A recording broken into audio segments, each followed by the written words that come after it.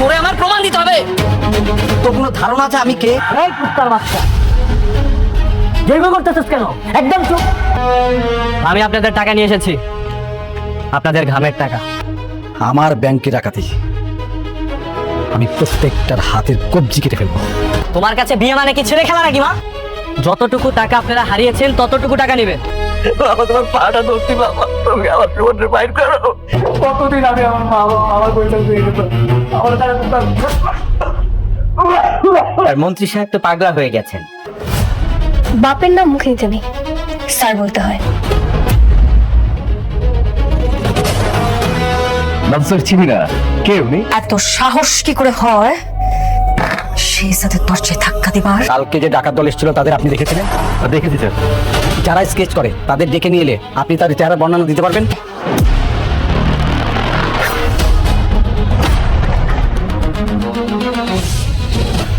পারবো না স্যার। খুব খারাপ কাজ করলি, সেই সাথে সবচেয়ে মূল্যবান সম্পদে তুই হাত দিছিস। ছাড়বে না, সেই সাথ তোদের ছাড়বে না। কেন পারবেন না? সবাই তো বানর ছিল স্যার।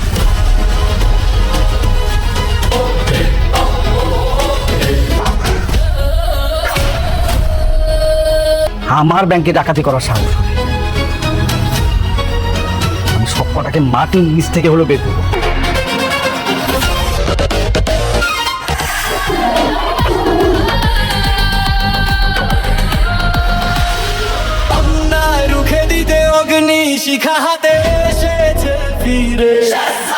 শেহজাদের বাড়িতে অর্থমন্ত্রীর গুন্ডাদের অতর্কিত হামলা, ফাতেমার বুকে গুলি, রক্তে ভাসছে মেঝে। অন্যদিকে শেহজাদ সেজে থাকা ফেক গোলাম কিবরিয়াকে আসল শেহজাদ ভেবে বেধড়ক পেটাল মন্ত্রীর লোকেরা।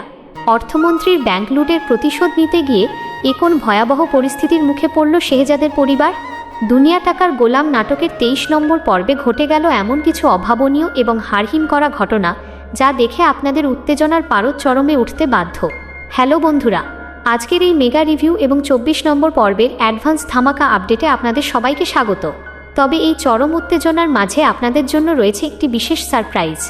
আজকের এই ভিডিওটি আপনারা কে কোন জেলা বা কোন দেশ থেকে দেখছেন তা এক্ষুনি কমেন্ট করে জানিয়ে দিন, কারণ এই ভিডিওতে যে ব্যক্তি সবচেয়ে সুন্দর কমেন্ট করবে সেই ভাগ্যবান একজনকে আমরা আমাদের আগামী ভিডিওতে লক্ষ লক্ষ মানুষের সামনে স্ক্রিনে তুলে ধরব। তাই আপনাদের নাম আর জেলার নাম ঝটপট কমেন্ট করে ফেলুন, আর এই সুবর্ণ সুযোগটি লুফে নিন। তো চলুন বন্ধুরা, আর একটুও সময় নষ্ট না করে আমরা সরাসরি ঢুকে পড়ি 23 নম্বর পর্বের সেই টানটান উত্তেজনার ভেতরে, আর জেনে নিই আগামী পর্বে শেহজাদ ঠিক কী প্রলয়ঙ্করী খেলা খেলতে চলেছে। বন্ধুরা, 23 নম্বর পর্বের শুরুতেই আমরা দেখলাম ব্যাংক লুটের সেই মাস্টার প্ল্যানের আসল পরিণতি। মাঝরাতে যখন অর্থমন্ত্রীর কাছে ফোনটা গেল তখন তার অবস্থাটা একবার খেয়াল করেছেন? ম্যানেজার যখন কাঁপতে কাঁপতে বলছে, স্যার আপনার ব্যাংকে ডাকাতি হয়েছে, তখন মন্ত্রীর সেই অহংকার আর দম্ভ যেন এক সেকেন্ডেই মাটিতে মিশে গেল। মন্ত্রী তো ভাবতেই পারছে না যে তার মতো এত বড় একজন পাওয়ারফুল মানুষের ব্যাংকে কেউ হাত দেওয়ার সাহস করতে পারে। ম্যানেজার যখন জানাল যে ডাকাতরা বানরের মাস্ক আর কালো কাপড় পরে এসেছিল এবং অত্যন্ত প্রফেশনালভাবে সিসিটিভির লাইন কেটে সিকিউরিটি গার্ডদের বেঁধে রেখেছিল, তখন মন্ত্রীর রাগের আগুন যেন স্ক্রিন ভেদ করে আমাদের গায়ে এসে লাগছিল। মন্ত্রী তো সরাসরি হোম মিনিস্টারকে ফোন করে ইমার্জেন্সি মিটিং ডাকল এবং ডাকাতদের হাতের কবজি কেটে ফেলার হুমকি দিল। কিন্তু বন্ধুরা, শেহজাদ তো সাধারণ কোনো ডাকাত নয়, সে তো গরিবের রবিনহুড।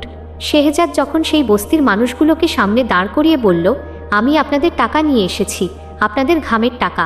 যতটুকু টাকা নিলে আপনাদের লোন পরিশোধ হবে ততটুকু টাকা আপনারা নিয়ে নিন। তখন সত্যি বলতে আমার নিজের চোখেও জল চলে এসেছিল। শেহজাদ প্রমাণ করে দিল যে সে নিজের পকেট ভরার জন্য ব্যাংক লুট করেনি, সে গরিব মানুষদের অধিকার ফিরিয়ে দেওয়ার জন্য এই বিশাল রিস্কটা নিয়েছে। এমনকি বাকি টাকাগুলো সে চ্যারিটিতে দান করে দেওয়ার নির্দেশ দিল। আপনাদের কি মনে হয় শেহজাদের এই কাজটা কি ঠিক ছিল? একজন পাওয়ারফুল মন্ত্রীর বিরুদ্ধে গিয়ে এভাবে গরিবদের সাহায্য করাটা কি শেহজাদের জন্য কোনো বড় বিপদ ডেকে আনবে? কমেন্ট করে অবশ্যই আপনাদের মতামত জানাবেন। এরপরের যে দৃশ্যটা আমরা দেখলাম তা ছিল শেহজাদ আর অর্থমন্ত্রীর মধ্যকার এক চরম সাইকোলজিক্যাল মাইন্ড গেম। মন্ত্রী যখন ফোন করে শেহজাদকে ভয় দেখানোর চেষ্টা করছে, তাকে সরাসরি ব্ল্যাম করছে ব্যাংক ডাকাতির জন্য, তখন শেহজাদের কুলনেস আর অ্যাটিটিউড দেখে আমরা অবাক না হয়ে পারিনি। শেহজাদ মন্ত্রীকে এমন এক অপমান করল যা মন্ত্রী হয়তো জীবনেও কল্পনা করেনি। শেহজাদ ফোনে কথা বলার সময় এমন ভান করল যেন সে কোনো রাস্তার কুত্তাকে বকছে। কুত্তার বাচ্চা, করতেছোস কেন? একদম চুপ। এই ডায়লগটা যখন শেহজাদ দিল, মন্ত্রী তো রেগে ফায়ার। মন্ত্রী বলল, তুমি আমাকে এগুলো বলছো? শেহজাদের সেই ঠান্ডা মাথার রিপ্লাই, নানা মন্ত্রী সাহেব, আমি তো কুত্তারে বলতেছিলাম। সত্যিই অসাধারণ ছিল। শেহজাদ বুঝিয়ে দিল যে মন্ত্রী যতই পাওয়ারফুল হোক না কেন, শেহজাদ চৌধুরী কাউকে ভয় পায় না। কিন্তু মন্ত্রী যখন 24 ঘন্টার আলটিমেটাম দিল টাকা ফেরত দেওয়ার জন্য, তখন আমরা বুঝতে পারলাম যে এবার পানি অনেক দূর গড়াতে চলেছে। অন্যদিকে মির্জা বাড়িতে সেই ফেক গোলাম কিবরিয়াকে নিয়ে যে নাটকটা চলছে তা এক অন্য লেভেলের সাসপেন্স তৈরি করেছে। কিবরিয়া যখন ভুলে রিশাদকে জাস্ট রিশাদ ভাই বলে ডাকল, তখন ঋতু আর মনির চাচার মনে যে সন্দেহের বীজ বপন হয়েছে তা খুব তাড়াতাড়ি মহিরুহে পরিণত হবে।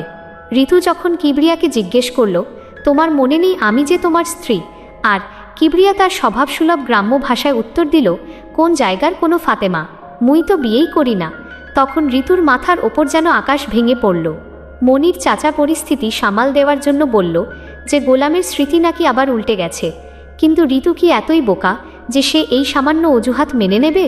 রিশাদ যে ফেক গোলামকে এনে শেহজাদকে ফাঁসানোর যে নোংরা চালটা চেলেছে তা হয়তো খুব শীঘ্রই ঋতুর কাছে পরিষ্কার হয়ে যাবে। বন্ধুরা, মির্জা বাড়ির এই ফেক গোলামের নাটকের পাশাপাশি শেহজাদের নিজের বাড়িতেও কিন্তু এক অন্যরকম ইমোশনাল ড্রামা শুরু হয়ে গেছে, যা আমাদের ভাবিয়ে তুলেছে। শেহজাদের মা যখন শেহজাদের কাছে এসে প্রস্তাব দিল যে ফাতেমার সাথে তার বিয়েটা আবার নতুন করে ধুমধাম করে দিতে চায়, তখন শেহজাদের মুখের এক্সপ্রেশনটা আপনারা খেয়াল করেছেন? শেহজাদ স্পষ্ট জানিয়ে দিল যে মানুষের জীবনে বিয়ে একবারই হয়, তার কাছে এই পবিত্র বন্ধন কোনো ছেলেখেলা নয়। শেহজাদ যখন বলল যে তার একটা সুন্দর সংসার আছে, একটা ফুটফুটে বাচ্চা আছে এবং সে ধর্ম মেনে সজ্ঞানে একটাই বিয়ে করেছে, তখন শেহজাদের চরিত্রের প্রতি আমাদের শ্রদ্ধা যেন আরও বেড়ে যায়। শেহজাদ আরও একটি মারাত্মক কথা বলেছে। সে বলেছে তার স্মৃতি যখন ছিল না তখন সে না বুঝে বিয়ে করেছিল, ঋতুর কথা ইঙ্গিত করে। কিন্তু সজ্ঞানে যদি সে এমন কাজ করত তবে নিজেকে নিজে গুলি করে মেরে ফেলত। বন্ধুরা, আপনারা একবার পরিস্থিতিটা চিন্তা করুন। শেহজাদ যে বিয়ের পবিত্রতা নিয়ে এত বড় বড় কথা বলছে, এত স্ট্রং তার মেন্টালিটি, সেই শেহজাদ যখন জানতে পারবে যে তার নিজের স্ত্রী ফাতেমা তাকে ঠকিয়ে রিশাদকে বিয়ে করেছিল, তখন কি হবে? ফাতেমা তো শেহজাদের অবর্তমানে সজ্ঞানেই অন্য আর একটা ছেলেকে বিয়ে করেছিল। ফাতেমা এখন শেহজাদের সামনে যত ভালো সাজার নাটকই করুক না কেন, শেহজাদের এই একটা ডায়লগই প্রমাণ করে দেয় যে সত্য সামনে এলে ফাতেমার কোনো নিস্তার নেই। শেহজাদ তাকে কোনোদিনও ক্ষমা করবে না। আপনাদের কি মনে হয়, ফাতেমা কি শেহজাদের এই ভালোবাসার যোগ্য, নাকি শেহজাদের উচিত ফাতেমার অতীত জানার পর তাকে চিরতরে নিজের জীবন থেকে সরিয়ে দেওয়া? কমেন্ট করে অবশ্যই আপনাদের মতামত জানাবেন। এদিকে রিশাদ যে ফেক গোলাম কিবরিয়াকে নিয়ে খেলছে, সেই খেলার লেভেলটা এখন রীতিমতো হাস্যকর অথচ চিন্তার বিষয় হয়ে দাঁড়িয়েছে। রিশাদ কিবরিয়াকে স্যুটকোট পরিয়ে একদম শেহজাদ চৌধুরী সাজানোর চেষ্টা করছে। কিন্তু একটা গ্রামের সাধারণ চোর কি কখনো শেহজাদ চৌধুরীর মতো সেই রয়্যাল অ্যাটিটিউড আর ব্যক্তিত্ব কপি করতে পারে? কিবরিয়া যখন স্যুট ব্লেজার পরে গরমে হাঁসফাঁস করছে আর বলছে যে সে এগুলোতে অভ্যস্ত নয়, তখন রিশাদের ফ্রাস্ট্রেশন দেখার মতো ছিল। রিশাদের আসল প্ল্যান হলো এই কিবরিয়াকে শেহজাদ চৌধুরী সাজিয়ে এমন কিছু অপরাধ বা কুকীর্তি করানো যার দায়ভার সরাসরি আসল শেহজাদের ওপর গিয়ে পড়ে। কিন্তু রিশাদের এই প্ল্যানে রীতিমতো জল ঢেলে দেয় খোদ কিবরিয়া নিজেই। রাস্তায় কিছু লোকাল গুন্ডাদের সাথে যখন কিবরিয়ার ঝামেলা হয়, রিশাদ তাকে পাঠায় শেহজাদ চৌধুরী হিসেবে পাওয়ার দেখাতে। কিন্তু আমাদের এই নকল শেহজাদ চৌধুরী সেখানে গিয়ে নিজের নামটাই ভুলে যায়। সে নিজেকে শেহরি খান বা শেহজাদ খান বলে পরিচয় দেয় আর গুন্ডাদের কাছে চরমভাবে মার খায়। বন্ধুরা, রিশাদ ভেবেছিল এই ফেক শেহজাদকে দিয়ে সে বিরাট কোনো চাল চালবে, কিন্তু এই কিবরিয়া তো পদে পদে রিশাদকে ডোবাচ্ছে। ঋতু হয়তো খুব শিগগিরই এই কিবরিয়ার আসল রূপটা ধরে ফেলবে, কারণ ভালোবাসার মানুষের চোখের ভাষা আর বডি ল্যাঙ্গুয়েজ কখনো নকল করা যায় না। যেদিন ঋতু বুঝবে যে রিশাদ তার ইমোশন নিয়ে এত বড় একটা গেম খেলেছে, সেদিন রিশাদের অবস্থা কী হবে তা দেখার জন্য আমরা সবাই অধীর আগ্রহে অপেক্ষা করছি। কিন্তু 23 নম্বর পর্বের সবচেয়ে ইমোশনাল আর হৃদয় বিদারক দৃশ্যটি ছিল যখন বস্তির একজন বয়স্ক বাবা শেহজাদের কাছে এসে তার নিখোঁজ ছেলের জন্য কান্নায় ভেঙে পড়ে। এই দৃশ্যটি আমাদের চোখেও জল এনে দিয়েছে। ওই বয়স্ক লোকটির ছেলে সুমন, যে কিনা বস্তির ছোট ছোট বাচ্চাদের ধরে নিয়ে গিয়ে হাত পা ভেঙে রাস্তায় ভিক্ষা করানোর মতো জঘন্য মাফিয়া চক্রের বিরুদ্ধে প্রতিবাদ করেছিল। সুমন যখন এই অন্যায়ের বিরুদ্ধে পুলিশের কাছে যায় তখন পুলিশ তো কোনো অ্যাকশন নেয়নি। উল্টো কয়েকদিন পর সাদা পোশাকের কিছু লোক সুমনকেই সন্ত্রাসী আর জঙ্গি সাজিয়ে তুলে নিয়ে যায়। গত 2 বছর ধরে ওই অসহায় বাবা তার ছেলের কোনো খোঁজ পায়নি। বন্ধুরা, সমাজের এই রূঢ় বাস্তবতা যখন নাটকে তুলে ধরা হলো তখন সত্যি আমাদের বুকটা কেঁপে উঠেছে। শেহজাদ যখন ওই অসহায় বাবার হাত ধরে কথা দিল যে সে যে কোনো মূল্যে সুমনকে খুঁজে বের করবে, তখন আমরা শেহজাদের ভেতরে একজন আসল হিরোকে দেখতে পেলাম। শেহজাদ শুধু টাকার গোলাম নয়, সে মানবতারও রক্ষক। শেহজাদ যখন সুমনের ছবিটা হাতে নিল তখন তার চোখে যে আগুন জ্বলছিল তা বলে দিচ্ছিল যে এই মানব পাচারকারী মাফিয়াদের আর কোনো রক্ষা নেই।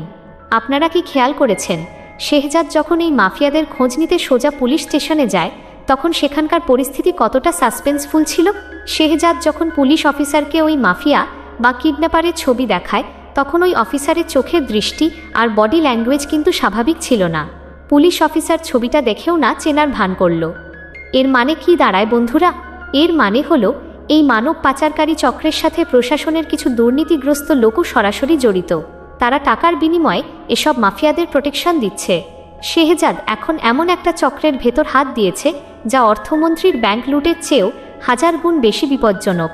একদিকে অর্থমন্ত্রীর গুন্ডারা শেহজাদকে খুঁজছে, অন্যদিকে এই আন্ডারওয়ার্ল্ডের মাফিয়ারা। শেহজাদ কি পারবে এই সব শত্রুকে একাই টেক্কা দিয়ে ওই অসহায় বাবার ছেলে সুমনকে জীবিত ফিরিয়ে আনতে? আপনাদের কি মনে হয় পুলিশ স্টেশনের ওই অফিসার কি আসলেই সব জানে? কমেন্ট বক্সে আপনাদের প্রেডিকশন জানাতে ভুলবেন না।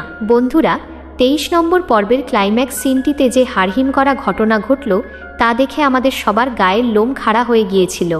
একদিকে শেহজাদ যখন পুলিশ স্টেশনে ওই অসহায় বাবার নিখোঁজ ছেলে সুমনের খোঁজ নিতে ব্যস্ত, ঠিক তখনই অর্থমন্ত্রীর পাঠানো সশস্ত্র গুন্ডা বাহিনী সরাসরি হামলা চালায় শেহজাদের নিজের বাড়িতে। তারা দরজায় লাথি মেরে চিৎকার করে শেহজাদকে বের হতে বলে।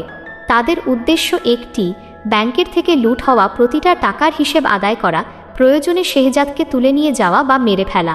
কিন্তু শেহজাদের বাড়িতে তখন শেহজাদ ছিল না। সামনে এগিয়ে আসে ফাতেমা আর শেহজাদের বৃদ্ধা মা। আপনারা ফাতেমার সেই রূপটা দেখেছেন? ফাতেমা খুব শান্ত কিন্তু কঠিন গলায় স্পষ্ট জানিয়ে দিল, আমার ছোট্ট মেয়ে শ্রেয়া ভেতরে ঘুমোচ্ছে, আমি চাই না এখানে কোনো ঝামেলা হোক, আপনারা এখান থেকে চলে যান। কিন্তু মন্ত্রীর অহংকারী গুন্ডারা ফাতেমার সেই শান্ত হুমকিকে পাত্তাই দিল না। তারা যখন বাজে ভাষায় কথা বলতে লাগলো এবং শেহজাদকে মেরে ফেলার হুমকি দিতে লাগলো, ঠিক তখনই ফাতেমা তার আসল মূর্তি ধারণ করল। ফাতেমা বলে উঠল, শেহজাদ কি মামার বাড়ির আবদার যে চাইলেই তুলে নিয়ে যাবি? তোদের আমি 3 সেকেন্ড টাইম দিলাম, 1 থেকে 3 গুণব, যদি না যাস তবে শ্যুট করে দেব। ফাতেমার হাতের বন্দুক আর চোখের সেই আগুনের সামনে মন্ত্রীর গুন্ডারা মুহূর্তের জন্য থমকে যায়। এরপরই শুরু হয় এক বিশৃঙ্খলা আর গোলাগুলির রুদ্ধশ্বাস দৃশ্য। শেহজাদের সবচেয়ে মূল্যবান সম্পদ তার পরিবার, আর সেই পরিবারের উপরেই আঘাত হানল অর্থমন্ত্রীর লোক। শেহজাদ যখন খবর পেয়ে বাড়িতে ফিরবে এবং দেখবে তার বাড়ির ওপর এই হামলা হয়েছে, তখন শেহজাদের যে প্রলয়ঙ্করী রূপ আমরা দেখতে পাবো তা ভেবেই বুক কাঁপছে। বন্ধুরা, আমার অ্যানালাইসিস বলছে আগামী 24 নম্বর পর্বে এক তাণ্ডব শুরু হতে চলেছে। শেহজাদ যখন জানবে যে অর্থমন্ত্রীর লোকেরা তার ঘরে ঢুকে তার পরিবারকে ভয় দেখানোর সাহস করেছে, তখন শেহজাদ আর কোনো নিয়মনীতির তোয়াক্কা করবে না। সে অর্থমন্ত্রীকে এমন এক শিক্ষা দেবে যা পুরো দেশের ইতিহাস মনে রাখবে। একদিকে শেহজাদের এই প্রতিশোধের রূপ, অন্যদিকে সেই মানব পাচারকারী মাফিয়াদের মুখোশ উন্মোচন করা 24 নম্বর পর্ব হতে চলেছে বাংলা নাটকের সবথেকে বড় ক্লাইম্যাক্স। আপনাদের কি মনে হয়, শেহজাদ কি পারবে তার পরিবারকে সব বিপদের হাত থেকে রক্ষা করতে, নাকি ফাতেমার ওপর হওয়া এই আক্রমণের পর ফাতেমার প্রতি শেহজাদের মন কিছুটা হলেও নরম হবে? আপনাদের মূল্যবান মতামত কিন্তু এখনই কমেন্ট করে জানিয়ে দিন। 24 নম্বর ধামাকাদার পর্ব সবার আগে দেখার জন্য আমাদের চ্যানেলটাকে সাবস্ক্রাইব করে পাশেই থাকুন। আজকে এখানেই বিদায় নিচ্ছি, দেখা হচ্ছে 24 নম্বর রুদ্ধশ্বাস হাড়হিম এপিসোডে। ততক্ষণ পর্যন্ত সবাই আমাদের চ্যানেলের সঙ্গে যুক্ত থাকুন। ধন্যবাদ।